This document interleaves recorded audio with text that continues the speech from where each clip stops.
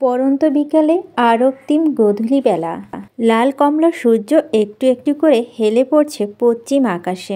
বারান্দায় রেলিংয়ে দুহাত রেখে অদ্ভুত দৃষ্টিতে সেদিকে তাকিয়ে আছে তোহা। চোখের পাতায় নিবু নিবু হয়ে আসছে বারংবার। বেশ খানিকক্ষণ গভীরভাবে পর্যবেক্ষণের পর তার মনে পড়ল একটা কথা, সূর্যের দিকে বেশিক্ষণ অর্থাৎ চোখ না সরিয়ে এক দৃষ্টিতে তাকিয়ে থাকা যায় না। এই কথাটা সে আগে থেকে জানলেও কখনো প্রমাণস্বরূপ দেখা যায়নি। আজ দেখল আসলে সূর্যের দিকে বেশিক্ষণ তাকানো যায় না, চোখ জ্বালা করে, আপনা আপনি চোখের পাতা বন্ধ হয়ে যায়। এবার চোখ জোড়া সত্যি সত্যি বন্ধ করে ফেলল তোহা, আর মনে ভাবল তিহান ভাইয়ের চোখের দিকেও তো তাকিয়ে থাকা যায় না, বেশিক্ষণ তো দূর, এক পলকও তাকানো যায় না। আচ্ছা, তার চোখ জোড়াও কি সূর্যের মতো জ্বলন্ত, নাকি সে মানুষটা জ্বলন্ত ভস্মকারী, যার সংস্পর্শে এলে ভয় হয়, ভরসাপূর্ণ ভয়? সে কিনা কেবল মুখের কথা দিয়েই তার ছোট্ট শরীরে অভ্যন্তরে রাখা রন্ধে রন্ধে শিরায় উপশিরা পর্যন্ত কাঁপুনি ধরিয়ে দিতে পারে। এতটুকু ভাবতেই চোখ মেলে ফেলল তোহা। এলোমেলো, অগোছালো, ফাঁকা ফাঁকা লাগছে মস্তিষ্ক। মাথা নুয়ে রেলিংটা আরও শক্ত করে চেপে ধরে সে কানে বাজছে তিহানের তুমি সম্বোধন করা সম্মোহনী কথাগুলো। ভাবে এই কথাগুলো শুনলে কি আদৌ কোনো কিশোরী আবেগী মন শান্ত হয়ে থাকতে পারে? উনি কি বুঝে না এই বাক্যগুলো আমাকে প্রচণ্ডভাবে প্রভাবিত করে? ইচ্ছে হয় সকল বাধা নিষেধ উপেক্ষা করে আমি তুমুল গতিতে তার বুকে আছড়ে পড়ি। সন্ধ্যা হয়ে এসেছে। পড়ার টেবিলে মনোযোগ সহকারে পড়তে বসেছে তোহা। এখন চলছে গরমকাল। মোটামুটি 1 বছর পর আগমনী গরমকালে তার উচ্চ মাধ্যমিক। পড়াশোনার তেমন সিরিয়াসনেস না থাকলেও হেলাফেলাও নেই তার। মোটামুটি মাঝারি সারি শিক্ষার্থী সে। ভালোও নয়, আবার ফেল করার মতো খারাপও নয়। বাড়ি প্রায় ফাঁকা। তুর্য গেছে ঢাকার বাহিরে তার কোনো এক ঘনিষ্ঠ বন্ধুর বাড়িতে। তারও আবার একদিনের জন্য নয়, গুনে গুনে 3 দিনের জন্য। বন্ধুর বড় ভাইয়ের বিয়ে, তাকে যেতেই হবে। বন্ধু মা বাবা পর্যন্ত তাকে ফোন করে বলেছে। অগত্যা দাওয়াত রক্ষার জন্য এই পড়াশোনার মাঝেও ছুটেছে সে। তোহার বাবা গেছে অফিসের কাজে, ফিরবে আগামী পরশু। মাঝে মধ্যে অফিসের কাজে এহেন ছোটাছুটি করতে হয় তাকে। প্রাইভেট কোম্পানির উচ্চপদস্থ কর্মকর্তা সে, দায়িত্বের বোঝাটাও তাই বেশি। বাসায় শুধু তোহা আর তোহার মা আতিয়া। ঘরের দরজা খুলে রেখেছে তোহা। ড্রয়িং রুমের সোফায় বসে গল্পের আওয়াজে টিভি দেখছে আতিয়া। তোহা এখান থেকে তাকে স্পষ্ট দেখতে পাচ্ছে। মনটা খারাপ হচ্ছে একটু। আগে নিশার সাথে সারাক্ষণ খুনসুটিতে মেতে থাকতো, এখন কেমন একা একা লাগে। তুর্য বরাবরই কম কথা বলে আর পড়াশোনায় ডুবে থাকে, তার সাথে হাসি মজা করার উপায় নেই। ঘড়িতে বাজে 7:30। ড্রয়িং রুমে কোনায় রাখা ল্যাম্পফোন বেজে উঠল। আতিয়া তখন স্থির দৃষ্টিতে মনোযোগের সহিত নাটক দেখছে। ল্যান্ডফোনের অবিরাম শব্দে তিক্ত কণ্ঠে সে বলল, তোহা এসো, ফোনটা তোল। ঘর থেকে তোহা উত্তর এলো না। আতিয়া আবারও গলা বাড়িয়ে তাকালো। তোহা কোনো সারা শব্দ নেই। এবার বিরক্ত নিয়ে পিছে তাকাতে খেয়াল করলো টেবিলে মাথা রেখে গভীর ঘুমে আচ্ছন্ন হয়ে আছে তোহা। উপায় না পেয়ে নিজেই উঠে গেল সে। ফোনটা কানে নিতেই এমন একটা খবর পেল যা শুনে তার অন্তরাত্মা পর্যন্ত কেঁপে উঠল। কথা শেষে খট করে ফোনটা কেটে গেল। চোখে পানি নিয়ে তোহাকে ডাকার জন্য হাত দিয়ে ছুঁয়ে দিতেই তুমুল অস্থিরতা ছটফট করে উঠল তার মন। গা কাঁপিয়ে জ্বর এসেছে তোহার। ঘুমের মাঝে মেয়েটা কাঁপছে, ঠোঁট শুকিয়ে কাঠ। গ্রাম থেকে আতিয়ার মা ফোন করেছে। তার বাবার অবস্থা ভালো না, অনেক দিন যাবৎ অসুস্থতায় ভুগছিল সে। আজ সকাল থেকে নাকি কেমন নির্জীব হয়ে আছেন, শুধু নিজের মেয়েকে দেখতে চাচ্ছেন। কোনো অঘটন ঘটার আগেই এখনই তাকে আর আফিয়াকে রওনা দিতে বলেছেন তার মা। ছোট মেয়ে অর্থাৎ তোহার ছোট খালা আনিয়া ও নাকি একটু আগে খবর শুনে রওনা দিয়েছে গ্রামের উদ্দেশ্যে। আফিয়া আর আতিয়া মিলে ধরাধরি করে খাটে শুয়ে দিয়েছে তোহাকে। প্যারাসিটামল খাইয়ে দেওয়া হয়েছে। আতিয়ার কপালে চিন্তার ভাঁজ স্পষ্ট। এদিকে নিজের বাবা আর আরেক দিকে অসুস্থ মেয়ে। কই যাবে সে? বাসায় কেউ নেই যে তোহাকে রেখে যাবে। খালি বাসায় একা একা অসুস্থ মেয়েটাকে কিভাবে থাকবে? তাছাড়াও রান্না বান্না করা নেই। এই জ্বর নিয়ে তো আর রান্না করতে পারবে না। সব দিকে বিপদ। চোখের পানি ছেড়ে দিয়ে আতিয়া সিগ্ধ কণ্ঠে বলল, আপা তুমি যাও, আমি থাকি। আব্বাকে বইল তোহার জ্বর, তাই আসতে পারিনি। ধমকে উঠল আফিয়া। বলো, তুই তো জানিস তিয়া, আব্বা সবচেয়ে বেশি তোকেই আদর করে, আর এখনও তোর নামই বলছে বেশিরভাগ। তো দুলাভাইকে ব্যবস্থা করতে বলে এসেছি, একটু পরই রওনা দিব আমরা তিনজন। কিন্তু আপা তিহান অফিস থেকে আসুক, রান্না নিয়ে সমস্যা নেই। তোহা খাবার তিহান দোকান থেকে কিনে দেবেনে কয়েকদিন, আর অপেক্ষা কর, জ্বর নেমে যাবে, চিন্তা করিস না। আতিয়া কোনো রকম চোখের পানি আটকালো। তিহানই তার একমাত্র ভরসার স্থান। ছেলেটাকে সে খুব বেশি বিশ্বাস করে, খুব বেশি। তোহাকে তিহানের দায়িত্ব রেখে যেতে কোনো রকম ভয় নেই তার।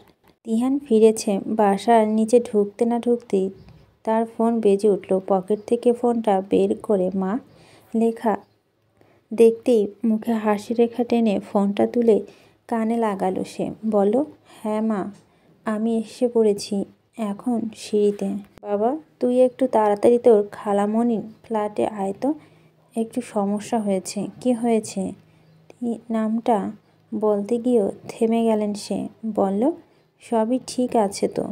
হ্যাঁ, তুই একটু আয় তাড়াতাড়ি, বলে ফোনটা কাটল আফিয়া। তিহান দ্রুত সিঁড়ি ভেঙে উপরে উঠল।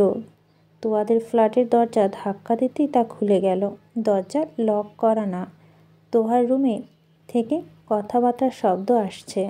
কাঁপা কাঁপা মন দিয়ে সেদিকে যেতেই দেখল বিছানায় শোয়া অবস্থা আছে তোহা, গায়ে কম্বল দেওয়া, চেহারা কেমন শুকিয়ে গেছে, ঠোঁটগুলো শুকনো।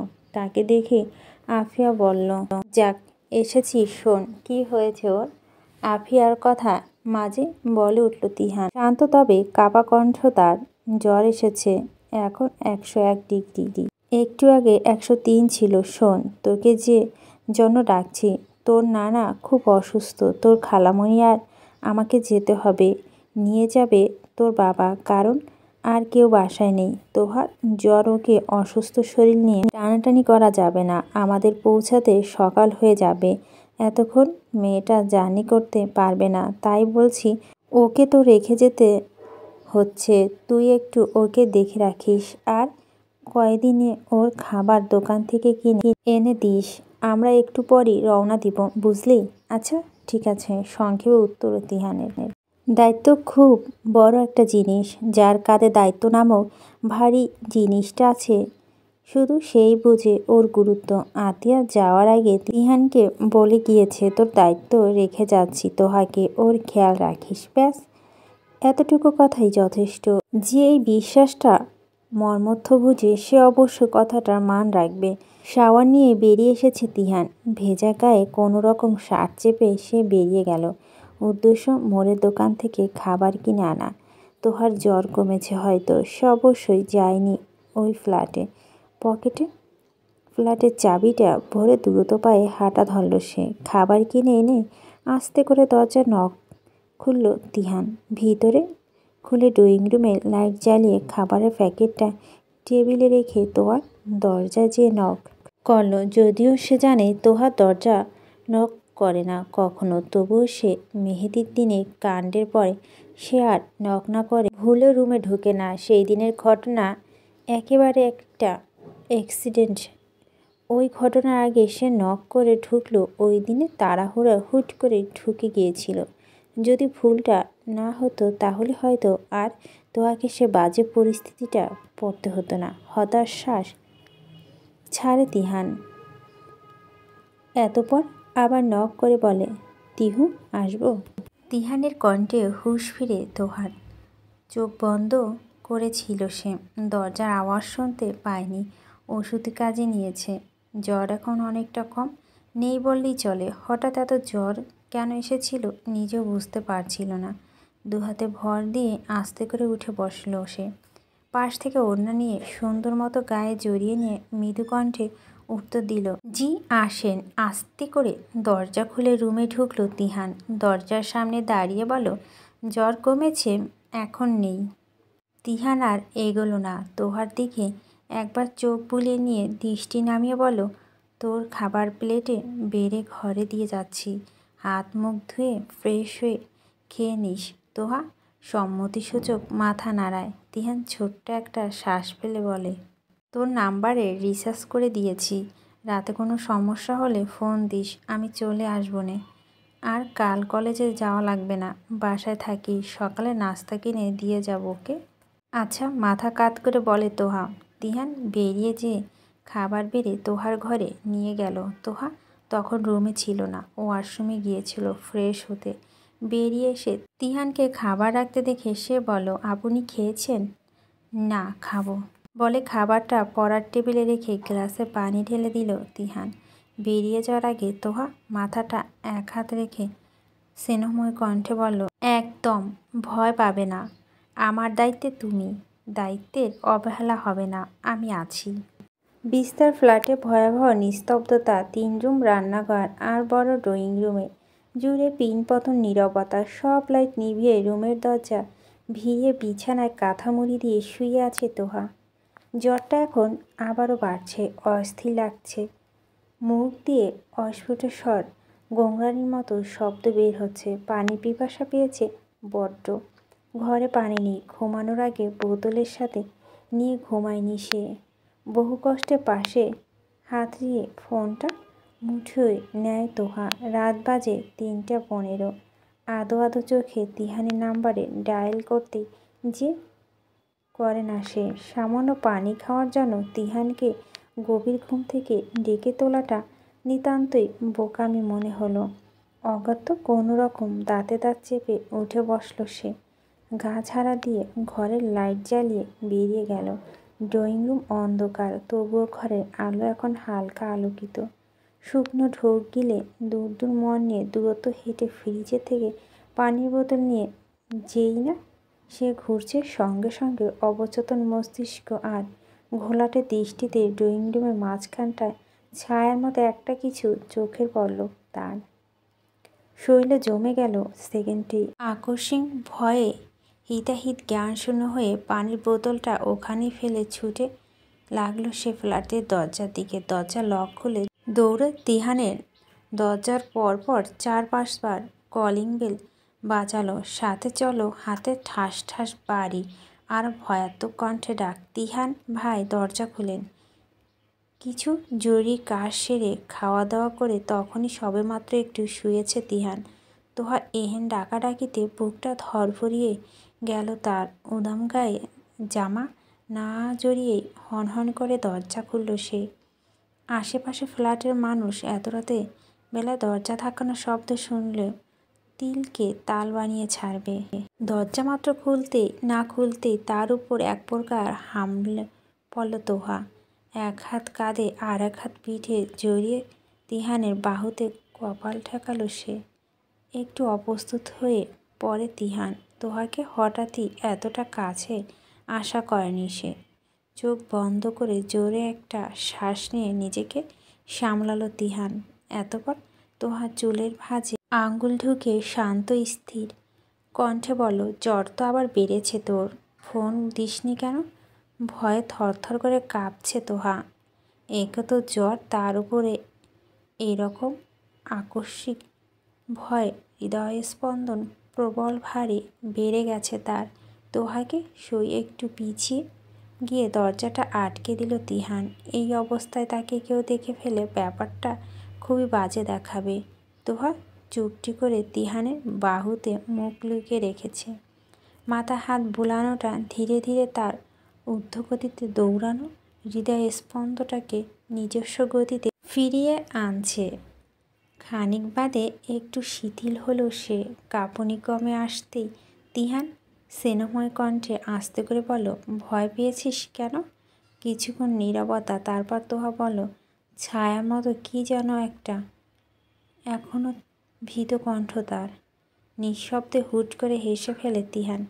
কণ্ঠের হাসি রেশ টানে, বলে, ওটা তোর মনের ভুল, এমন কিছু নেই। বিশ্বাস করুন, আমি সত্যি দেখেছি। আচ্ছা ঠিক আছে, বিশ্বাস করলাম, এখন ছাড়, রাত হয়েছে অনেক। তোহা সাথে সাথেই তাকে ছেড়ে দাঁড়ালো। ঠিকই, তবে পর মুহূর্তে বলে উঠল, আমি যাব না ওখানে। তিহান উত্তর দিল না। ছোট্ট করে শ্বাস ফেলে ঘর থেকে টি শার্ট গায়ে দিয়ে এসে তোহার হাত টেনে বলো, পাগলামো করিস না তিহু, আমার সাথে আয়। কিছু নেই ওখানে, আমি বলতেছি তো। অনিচ্ছা সত্ত্বেও সেই দিকে পা বাড়ালো তোহা। তার অস্থির মণিজোড়া বারবার এদিক ওদিক ছুটে বেড়াচ্ছে। ফ্ল্যাটে ঢুকতেই চুপসে গিয়ে তিহানের হাত ঘেঁষে দাঁড়ালো সে। ঠোঁট কামড়ে নিজেকে সংযত করল তিহান।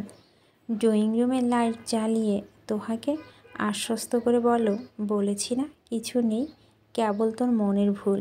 ফ্ল্যাটে একা তো একটু এমন হতেই পারে, ভয় পাস না। তোহা প্রতি উত্তরে কিছু বলল না। বার কয়েক পিট পিট করে সারা ড্রয়িং রুমে চোখ বোলাতে তিহান বলল, এখানে এসেছিলি কেন? তেষ্টা পেয়েছিল, পানি নিতে এসেছিলাম। ঘরে পানি ছিল না, আর না থাকলে কি আমাকে ফোন করতে? এইটুকুর জন্য আপনাকে বিরক্ত করব?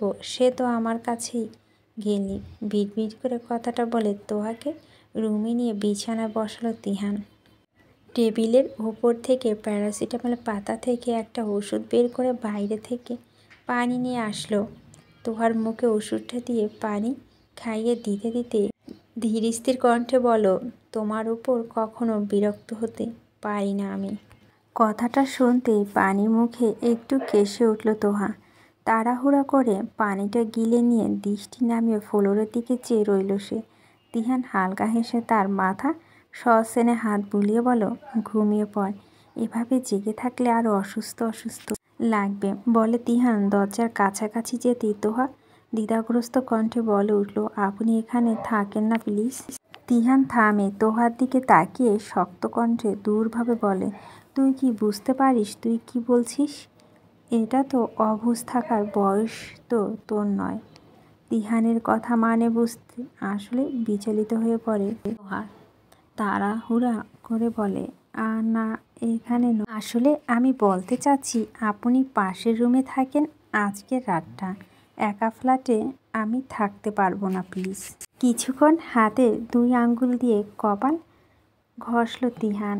এতবার তোহার মিনতি ভরা চেহারা দিকে তাকিয়ে বলল, আচ্ছা আমি তুর্য রুমে আছি, দরজা খোলা রাখবো, আর ভয় লাগলে বা কিছু হলে আস্তে ধীরে ডাকবি, চেঁচামেচি করবি না একদম। মুখ লটকালো তোহা। তিহান তাকে ইশারা করতে গায়ে কাঁথা টেনে শুয়ে পড়ল সে। লাইট নিভিয়ে দিয়ে বের হওয়ার আগে তিহান গম্ভীর স্বরে ডাকলো, শোন। জি। ঘাড় উঁচিয়ে বলল তোহা।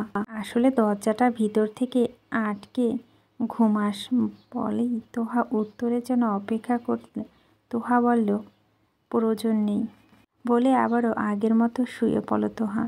তিহান মুচকি হাসল। মনের মাঝে সমুদ্রের ঢেউয়ের মতো বাড়ি খেতে লাগলো প্রশান্তির অনুভূতিগুলো। কারো এতটা বিশ্বাস অর্জন করা সহজ কথা নয়, একেবারেই সহজ কথা নয়। সকালে ঘুম ভাঙতেই দুহাতে মাথা চেপে উঠে বসল তোহা। এখন একটু ভালো লাগছে, তবে মাথাটা ভার ভার লাগছে।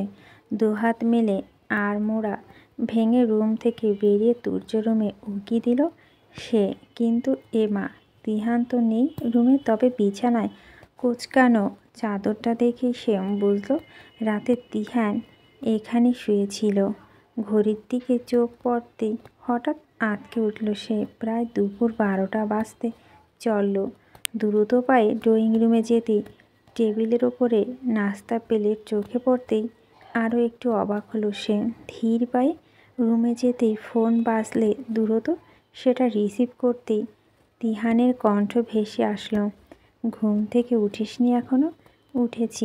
এখনই উঠেছিস তাই না? আপনি কি করে বুঝলেন? তোর কণ্ঠ শুনে অস্পষ্ট স্বর বলল তিহান। কি বললেন বুঝিনি। তিহান প্রসঙ্গ এড়িয়ে বলে, আমি অফিসে, ফ্ল্যাটে থাকিস, বের হবি না একদম, শুধু দুপুরবেলা খাবার দিয়ে যাবে একজন, তখন দরজা খুলবি। তাছাড়া আর যে আসুক না কেন, রাতে আমি ফিরে না পর্যন্ত দরজা খুলবি না, বুঝেছিস? বুঝেছি। আপনার কি দেরি হবে ফিরতে? হতে পারে, বলতে পারি না, নিরসল কণ্ঠে বলে তিহান। অফিসে অনেক কাজের চাপ, নয়তো কখনো তোহাকে একা রেখে আসতাম না। নেহাত চাপে পড়ে আসতে হয়েছে। রাতের বেলায় সব কাজ শেষে বারান্দার মোড়ায় বসে গিটার নিয়ে টুংটাং শব্দ করছে তিহান। হঠাৎ পাশেই বারান্দায় চোখ পড়তে তোহাকে সেখানে দেখে সে উচ্চস্বরে ডাকলো, তিহু, এখানে আয় তো। জি। শুনতে পাস না? এই বারান্দায় আসতে বলেছি। ফ্ল্যাটের চাবি আছে না তোর কাছে? তিহানের গিটারের দিকে কিছুক্ষণ তাকিয়ে থাকে তোহা, এরপর বলে, ওখানে এসে কি করব? আসতে বলেছি মানে আসবি ফার্স্ট। তিহানের ধমকে মুখ গোমড়া করে কিছুক্ষণ বাদে সেখানে উপস্থিত হয় তোহা। তিহানের মুচকি হেসে পা দিয়ে ঠেলে তার পাশে মোড়াটা একদম মুখ বরাবর রেখে বলে, বস। তোহা বসে না, মিনমিনিয়ে কণ্ঠে বলে, আমার ঘুম পাচ্ছে, আমি ঘুমাবো। তিহান তাকে হাত ধরে টেনে বসে চোখে চোখ রেখে মোহনীয় কণ্ঠে বলে, একদম মিথ্যা বলার চেষ্টা করবেন না আমার সাথে। ভুলে যাচ্ছেন বোধহয়, তোমাকে তোমার থেকেও বেশি আমি চিনি। বলে আরও কিছুক্ষণ গিটারে উল্টোপাল্টা স্তূপ তুলে তিহান। তোহা আটসাঁট হয়ে বসে আছে, তার চোখে মুখে অস্থিরতা, অশান্তি ভাব। তিহানে হেসে তোহার দিকে চেয়ে ঠোঁটে ক্ষীণ হাসি রেখা টেনে গান ধরে।